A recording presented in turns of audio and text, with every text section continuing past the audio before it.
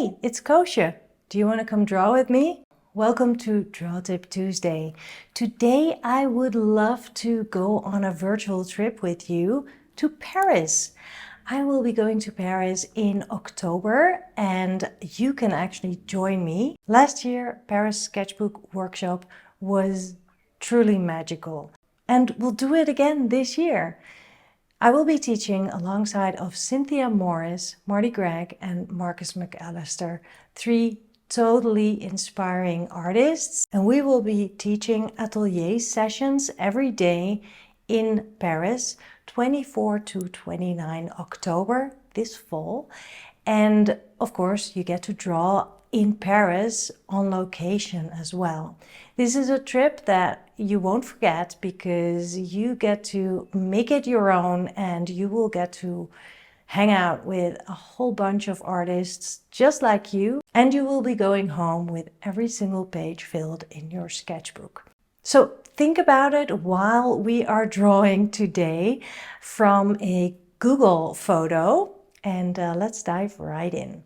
So if you go to Google Maps and you Google Paris, then you can actually use that little yellow man that is in the right hand corner and drop it right in where you want to be. And then you're in Google Street View and you can sort of walk around or actually follow the path of the Google car that has taken all these pictures for Google Street View. And then you can just find your way around the neighborhood, basically. It is not ideal, of course, but it is easy to find an interesting street corner like this one, or you walk a little bit further and see if there's other places that you'd rather go to, and just walk around, look around, turn different ways to see if anything catches your attention and if you would like to draw that. And of course, don't take like hours to do this. You want to be drawing and not finding the perfect spot, just like you would if you are in Paris. You can walk around forever, but you can also just decide this is the place where I want to sit and draw. And I found this place, Rue de Turenne, which I really like because there's an old building, which is a church, and there's the red awning that really speaks to me, that terrace that is so very much Paris for me. So this is the place that I will be drawing today. Okay, let's talk about materials first. This is a sketchbook from Stillman and Byrne Beda series. The paper is quite thick and holds wet medium well, so that's great. I will be using my Sailor de Mannen Foudet nib fountain pen. It has waterproof ink in it. I use a converter for that. It has black ink in it, and I will probably also add a little bit of watercolor. I'm not exactly sure how I'm going to approach today's drawing because it is a fairly small page and quite a large view. So I don't want to go into detail too much, but we will see how this will all end up. Just the way I would actually go and approach this if I would sit outside on the streets in Paris drawing my view. So I have my water brush with me as well, so I can use my watercolors and a napkin to clean my brush. Okay, quite an overwhelming view. I think I actually really like the red awning, so I'm definitely going to add that in, and I think I'll start by drawing the outline of the building, like fairly quickly, no detail, just the outline. So I'm actually drawing the sky rather than the building. And yes, of course, I did not plan this well, and I cannot fit the cross on that church, but I think that's okay because I want the emphasis to be on that red awning. So I'll just keep on going there.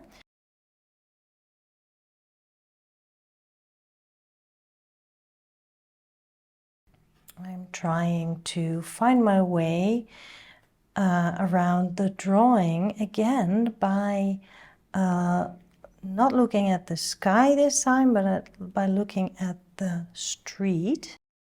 There's a person here. I'm going to draw that little person. When it comes to drawing from Google, then there is quite a bit of distortion. So you need to not care about that or just basically work with it.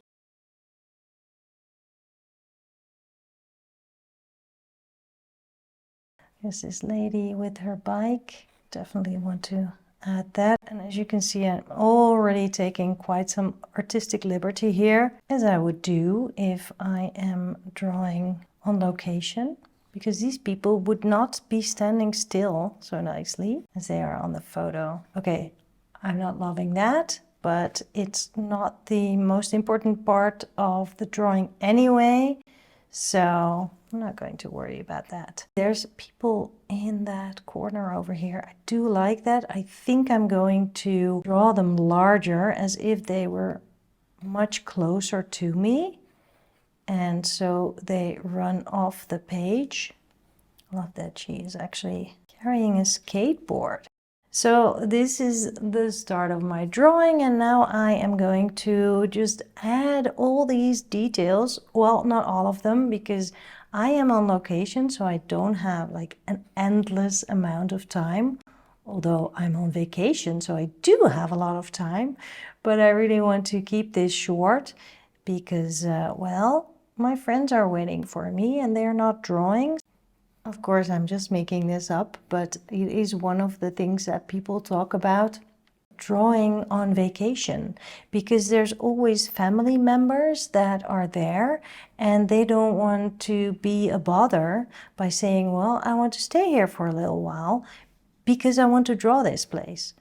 Well, I think it's really important if you're traveling with other people who don't draw, that you make it very clear to them how important it is for you to draw. That it is your way of enjoying a place and learning about a place, and it is part of your experience. And if they know how important it is for you, they will certainly let you have that time to draw. And maybe they will sit next to you, because people who draw have a certain vibe around them that can be kind of Zen-like.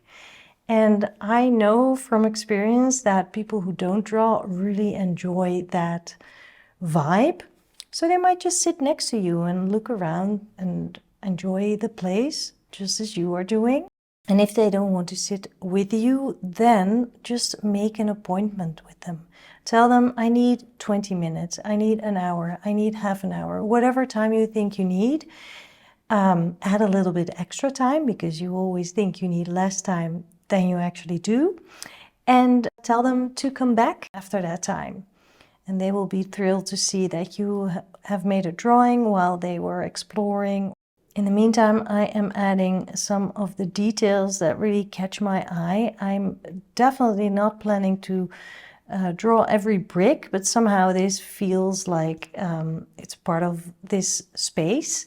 So I wanted to add these bricks. Now I think I'm ready to see how this fencing here, where that is. So I think it's around so. And of course, I'm not counting these parts of the fence or anything. I'm just really trying to capture that repetition in there. And I think this part of the drawing is already quite far. I won't be drawing more detail. I think this really describes this place already. I also like these poles or pickets, or I don't know what the name for these are in English. Well, I'll just draw them, so I don't need my words. The great thing is they aren't quite aligned, so I don't need to be very accurate either about them. I'm not going to count these either. As they are further away, they move a little bit closer to each other according to the perspective. And now there's this huge shape that needs more clarity. So of course the awning was important for me in the first place, so let's start there. This is the corner of the building, and then there's this red awning. And then there's another awning over there. In the back here, there's of course more of that fence. So I'll draw that. And the fun thing about this pen is that if you hold it up a little bit more, then the angle of the nib makes a thinner line. There are bikes and there are shapes here, but I think that would only confuse because there's these people here too. So I'm going to keep that. I am just going to indicate that there are windows here, and maybe I will add a little bit of a thicker line for this part of the fence. It might be confusing. I won't be fiddling too much. Let's just take a look at what's happening here. Some repeating shapes that are helpful to find my way. When you are drawing, sometimes we get really hooked on how things should align and how things should be just right, but actually things never will be exactly right because it's a drawing. So be playful and take your artistic liberty to add a little bit of a line or add a shape or a window or leave out windows. I do that very often. And how much detail can you actually draw when you are drawing in a sketchbook like this? Not that much detail, right? So try to abbreviate.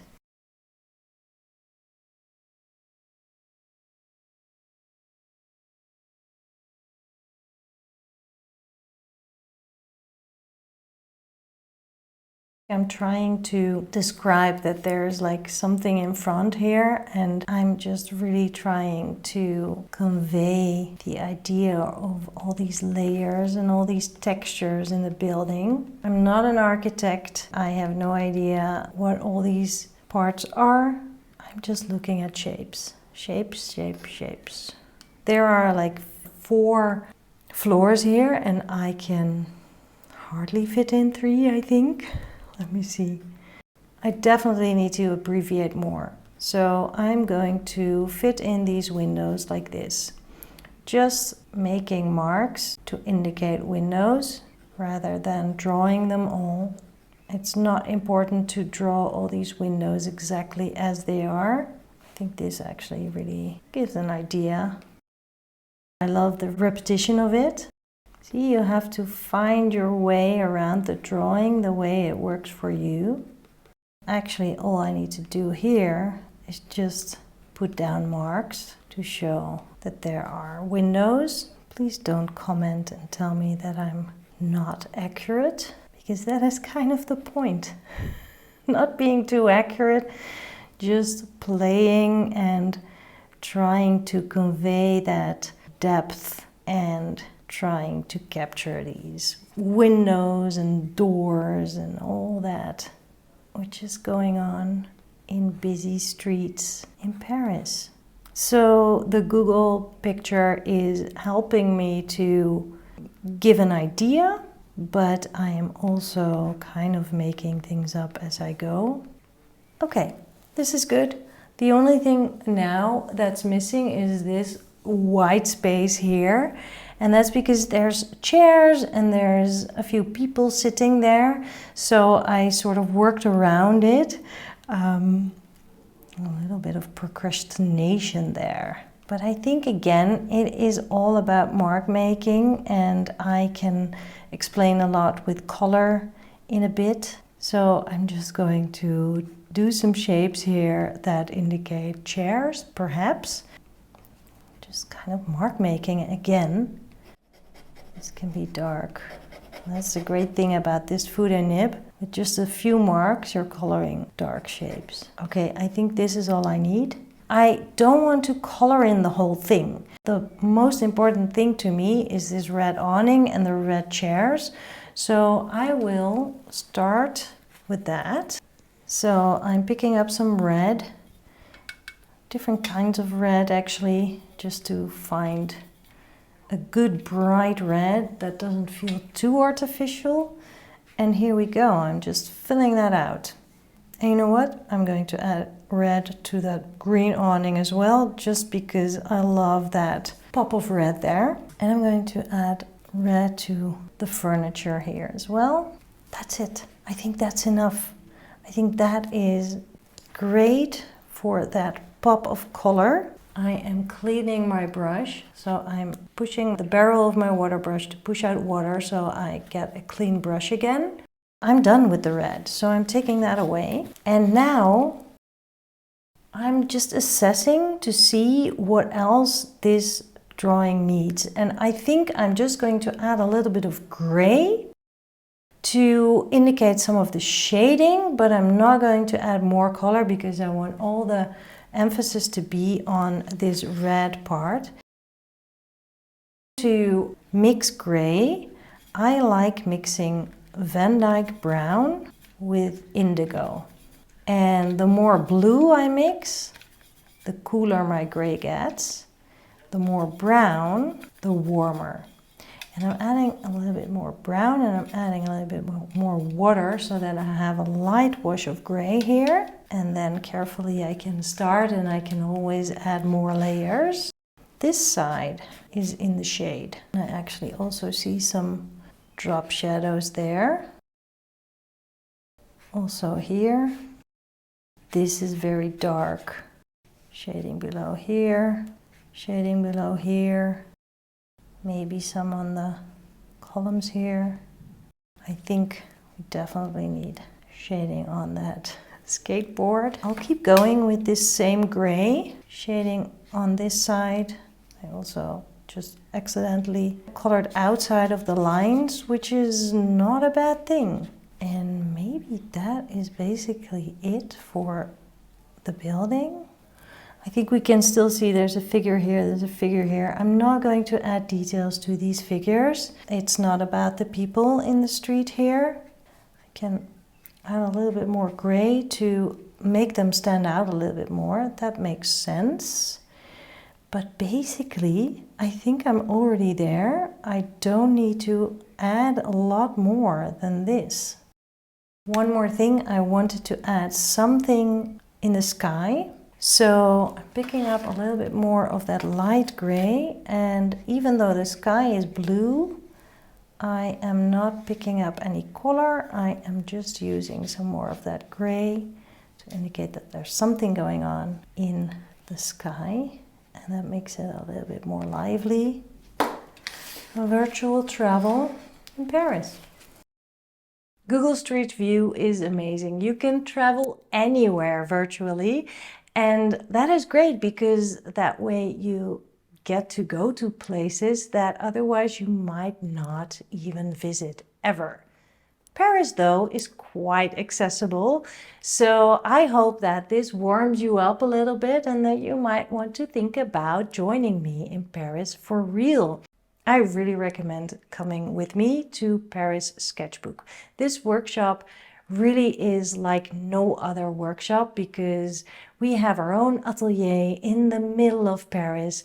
You will be meeting so many other artists like you, and Cynthia, Marcus, Marty and I will do our best to make your experience in Paris really so awesome, and that you will be confident having fun in your sketchbook and experimenting and trying out new things and old things and combining it all together. So check out the website, because I can talk about this for ages, but just check out the website. I put a link below the video in the description so you can find it. And maybe I will see you in Paris in October this year. I'm so excited.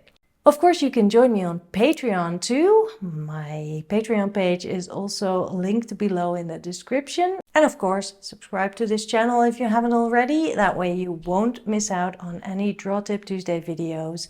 I post one every single week and they are fresh and new every time. So don't miss out on that. I will see you next week. À bientôt!